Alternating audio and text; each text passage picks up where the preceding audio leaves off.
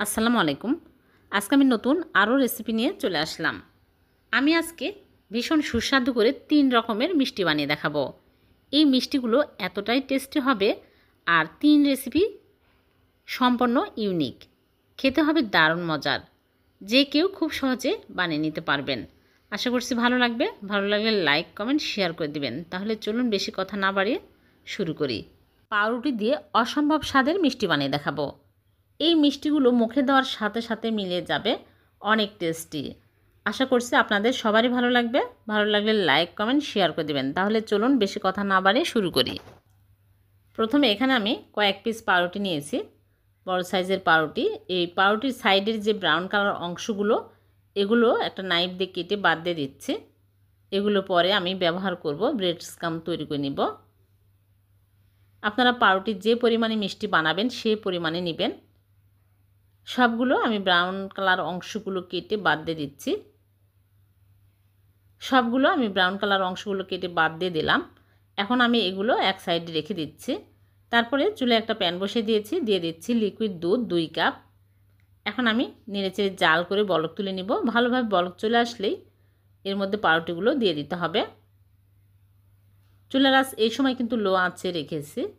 দিয়ে নেড়েচেড়ে ম্যাশ করে নিতে হবে।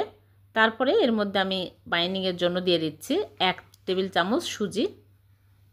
সুজি দিয়ে ভালো করে নেড়েচেড়ে শক্ত টাইট করে নিতে হবে।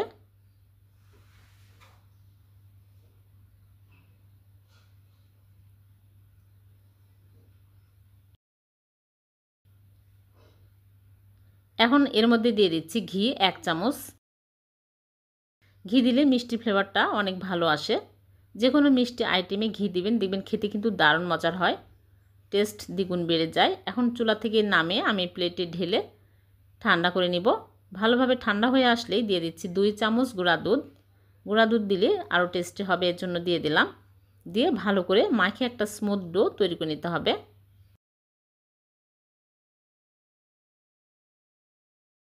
ভালো করে মথে নিয়েছি। এখন এরকম করে আমি অল্প অল্প করে নিয়ে ছোট ছোট করে মিষ্টি শেপ দিয়ে নিচ্ছি। একদম ছোট ছোট করে বানিয়ে নিচ্ছি।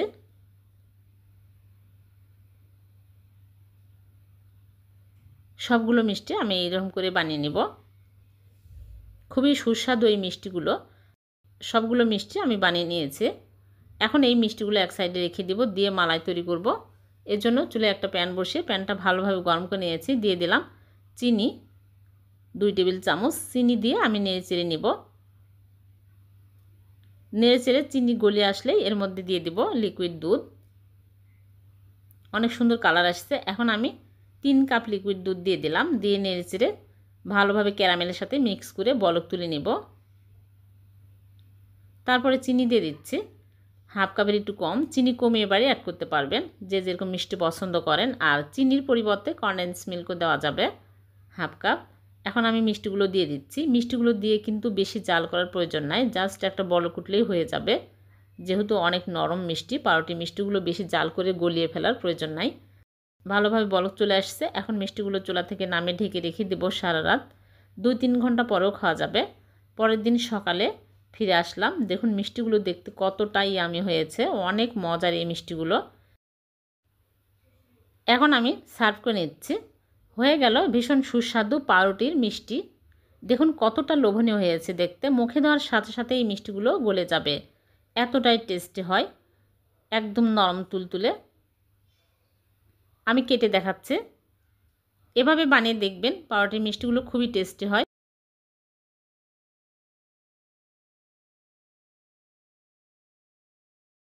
আমি আজকে হাফ কাপ ময়দা আর 1/3 কাপ গুঁড়া দুধ দিয়ে ভীষণ মজার নরম তুলতুলে নতুন স্বাদের মিষ্টি বানিয়ে দেখাবো। এই মিষ্টি খেতে কিন্তু অনেক টেস্টি হবে, নরম তুলতুলে মুখে দিলেই মিলিয়ে যাবে। আশা করছি আপনাদের সবারই ভালো লাগবে। ভালো লাগলে লাইক, কমেন্ট, শেয়ার করে দেবেন। তাহলে চলুন দেখে নিন।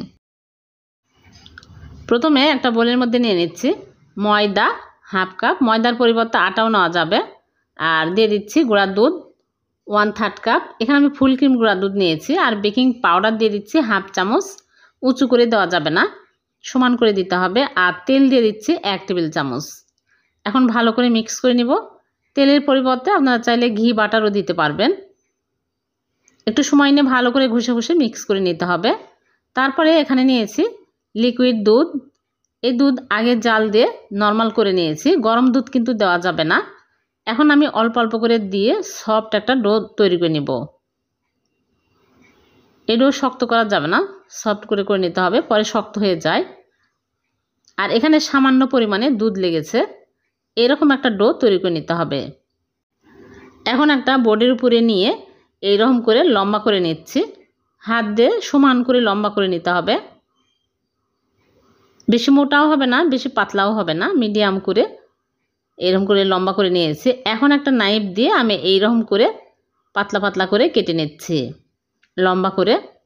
আর নাইফের গায়ে তেল লাগিয়ে নিতে হবে, তাহলে খুব সহজে কাটা হবে। সবগুলো আমি এইরকম করে কেটে নিয়েছি। এখন একটা প্লেটের মধ্যে তুলে নিচ্ছি। এই মিষ্টিগুলো যখন তেলে ভেজে শিরাতে দিব তখন ফুলে বড় বড় হয়ে যাবে। সবগুলো প্লেটের মধ্যে তুলে তারপরে আমি তেলে ভেজে নেব। আগে থেকে তেল দিয়ে তেল হালকা গরম করে নিয়েছি, এখন একটা একটা করে দিয়ে দিচ্ছি। বেশি তেল হাই হিটে গরম করে কিন্তু মিষ্টি ছাড়া যাবে না। সবগুলো মিষ্টি দিয়ে আমি মিডিয়াম টু লোয়ে রেখে মিষ্টিগুলো উল্টে পাল্টে ভেজে নেব। বেশি হাই হিটে কিন্তু এই মিষ্টিগুলো ভাজা যাবে না, তাহলে মিষ্টিগুলো চট করে পুড়ে যাবে, ভিতরে কাঁচা থেকে যাবে। একটু সময় নিয়ে ভালো করে উল্টিয়ে পাল্টে ভেজে নিতে হবে। আপনাদের পছন্দ অনুযায়ী কালার হলেই তুলে নেবেন। যখন এরকম সুন্দর কালার হবে তখনই তুলে নিচ্ছে।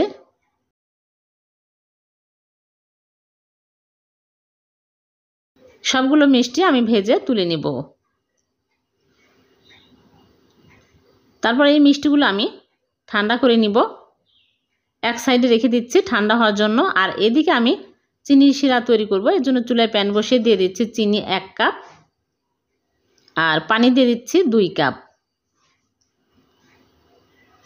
2টা এলাচ দিয়ে আমি বলক তুলে নিব। ভালোভাবে বলক চলে আসলে মিষ্টিগুলো দিতে হবে। আর মিষ্টিগুলো এখন ঠান্ডা আছে, ভালোভাবে বলক চলে আসছে, মিষ্টিগুলো দিয়ে দিচ্ছি। মিষ্টিগুলো দিয়ে আমি হাই হিটে 5 মিনিট জাল করে নিব। গরম শিরার মধ্যে গরম মিষ্টিগুলো কখনোই দিবেন না, তাহলে মিষ্টিগুলো চুপসে যাবে। 5 মিনিট মিষ্টিগুলো জাল করে নিয়েছি, মিষ্টিগুলো হয়ে গেছে। এখন আমি চুলা থেকে নামিয়ে নিচ্ছি। চুলা থেকে নামিয়ে রেখে দিব 3 ঘন্টা। 3 ঘন্টা পর মিষ্টিগুলো সার্ভ করে নিয়েছি। এখন আমি এই মিষ্টিগুলো মাওয়াতে কোট করে নিচ্ছি, তাহলে খেতে আরও বেশি টেস্টি হবে, দেখতেও সুন্দর হবে। এমনিতেও খাওয়া যাবে, কিন্তু মাওয়াতে কোট করলে আরও বেশি টেস্টি হয়। সবগুলো মিষ্টি আমি এইরকম করে মাওয়াতে কোট করে নেব। হয়ে গেল। হাফ কাপ ময়দা আর 1/3 কাপ গুঁড়া দুধ দিয়ে অনেকগুলো মিষ্টি। এই মিষ্টিগুলো অনেক টেস্টি হয়। আমি একটা কেটে দেখাচ্ছি, অনেক রস ঢুকেছে আর নরম তুলতুলে হয়েছে। এভাবে বানিয়ে দেখবেন, খেতে অনেক মজার হয়। চালের গুঁড়া আর ডিম দিয়ে মজার একটা রেসিপি করে দেখাবো। সম্পূর্ণ ইউনিক এই রেসিপি, খেতে কিন্তু দারুণ মজার হবে। আশা করছি আপনাদের সবারই ভালো লাগবে। ভালো লাগলে লাইক কমেন্ট শেয়ার করে দেবেন। তাহলে চলুন বেশি কথা না বাড়িয়ে শুরু করি। প্রথমে চুলে একটা প্যান বসিয়ে দিয়েছি, প্যানটা ভালোভাবে গরম হয়ে গেছে। এখন আমি দিয়ে দিচ্ছি চিনি। এখানে আমি 1/4 কাপ চিনি নিয়েছি। চিনি দিয়ে আমি চিনিটাকে নেড়েচেড়ে গলিয়ে নিব।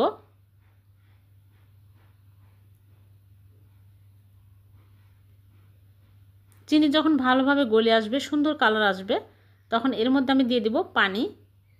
বেশি কালার করা যাবে না, তাহলে পুড়ে তিতা হয়ে যাবে। এখন আমি 1 কাপ পানি দিয়ে দিচ্ছি, দিয়ে নেড়েচেড়ে ক্যারামেলের সাথে ভালো করে জাল করে মিক্স করে নিব। আর দিয়ে দিলাম নারকেলের গুঁড়া 1/4 কাপ, নারকেল গুঁড়া দিলেও হবে। ভালোভাবে নেড়েচেড়ে মিক্স হয়ে গেলে আমি চুলা থেকে নামিয়ে নিচ্ছি। চুলা থেকে নামিয়ে একটা বাটিতে ঢেলে এক সাইডে রেখে দিচ্ছি। আর এদিকে একটা বোলের মধ্যে নিয়ে নিচ্ছি একটা ডিম ভেঙে। এখানে আমি বড় সাইজের ডিম নিয়েছি। আর এর মধ্যে দিয়ে দিচ্ছি চিনি 1/3 কাপ। চিনি কমিয়ে বাড়ি অ্যাড করতে পারবেন। যেহেতু আগে আমি ক্যারামেল করেছি, এর জন্য কম দিলাম। আপনারা যদি ক্যারামেল না করেন তাহলে এখানে হাফ কাপ চিনি দিতে হবে। আর দিয়ে দিলাম লবণ স্বাদ মতো, দিয়ে আমি ভালো করে ফেটিয়ে নেব চিনি গলে আসা পর্যন্ত। আপনারা চাইলে চিনি গুঁড়া করেও দিতে পারেন। তারপরে এখানে আমি দিয়ে দিচ্ছি চালের গুঁড়া। আতপ চালের গুঁড়া নিয়েছি, 1 কাপ দিয়ে দিলাম, লাগলে পরে আরও দিব। তারপরে দিয়ে দিচ্ছি ক্যারামেলের মিশ্রণ, অল্প অল্প করে দিয়ে একটা ডো তৈরি করে নিতে হবে। এখানে আরও 1/2 কাপ চালের গুঁড়া দিয়ে দিচ্ছি। চালের গুঁড়া দিয়ে আমি একটা ডো তৈরি করে নিব। ভালো করে মাখিয়ে নিতে হবে, বেশি নরম করা যাবে না, এই ডো একটু শক্তই করতে হবে। তারপরে এখানে একটা গ্রেটার নিয়েছি, এই গ্রেটার সবার বাড়িতেই থাকে, তেল লাগিয়ে নিয়েছি, ছোট সাইজের গ্রেটার। এই গ্রেটার দিয়ে আমি ডিজাইন করে নিব। তারপরে আমি অল্প অল্প করে নিয়ে গোল করে তারপরে এই গ্রেটার উপর রেখে একটু চাপ দিব, দিলে সুন্দর একটা ডিজাইন হয়ে যাবে। এরকম করে আলতো করে চাপ দিলে দেখুন অনেক সুন্দর ডিজাইন হয়ে যাচ্ছে। আর গ্রেটারে তেল লাগিয়ে নিতে হবে বারবার, তাহলে সুন্দরভাবে উঠে আসবে। দেখতে কিন্তু অনেক সুন্দর লাগছে এই নাস্তাগুলো। এইরকম করে সবগুলো আমি বানিয়ে নিয়েছি, দেখুন কত সুন্দর হয়েছে দেখতে। এখন এগুলো এক সাইডে রেখে দিচ্ছি ভেজে নেওয়ার জন্য। চুলায় আগে থেকে তেল দিয়ে তেল গরম করে নিয়েছি, এখন একটা একটা করে দিয়ে দিচ্ছি। চুলার আঁচ কিন্তু মিডিয়াম টু লোয়ে রাখতে হবে, তাছাড়া চট করে পুড়ে যাবে উপরে আর ভিতরে কাঁচা থেকে যাবে, যেহেতু চালের গুঁড়ার নাস্তা। এখন আমি উল্টে পাল্টে ভেজে নিচ্ছি। আমি 2 ব্যাচে ভাজবো, একবারে হবে না।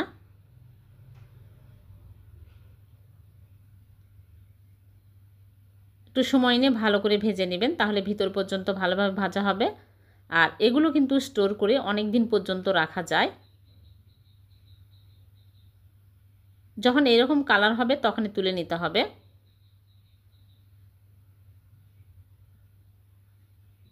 এখন আমি তুলে নিচ্ছি। খুবই মজার এই নাস্তাগুলো, আপনারা বাড়িতে বানিয়ে দেখবেন, খেতে অনেক মজার হয়। সকাল বিকালে চায়ের সাথে খেতে পারবেন। সবগুলো ভেজে তুলে নিয়েছি। হয়ে গেল চালের গুঁড়া দিয়ে ভীষণ মজার নাস্তা। মেহমান আসলে ঝটপট এই নাস্তা বানিয়ে চায়ের সাথে আপ্যায়ন করতে পারবেন। খুবই টেস্টি হয় আর অনেক দিন পর্যন্ত স্টোর করে রাখা যায়। একটা ভেঙে দেখাচ্ছি কতটা মজার হয়েছে। ভিডিওটি যদি ভালো লেগে থাকে লাইক কমেন্ট শেয়ার করতে ভুলবেন না, অন্যকে দেখার সুযোগ করে দিবেন। আর এরকম সহজ নতুন নতুন রেসিপি পেতে চ্যানেলটিকে সাবস্ক্রাইব করে চ্যানেলের সাথে থাকবেন। পেজ থেকে দেখে থাকলে পেজটিকে ফলো দিয়ে রাখবেন। আবারও দেখা হবে নতুন কোনো রেসিপিতে। সে পর্যন্ত ভালো থাকবেন, সুস্থ থাকবেন। আল্লাহ হাফেজ।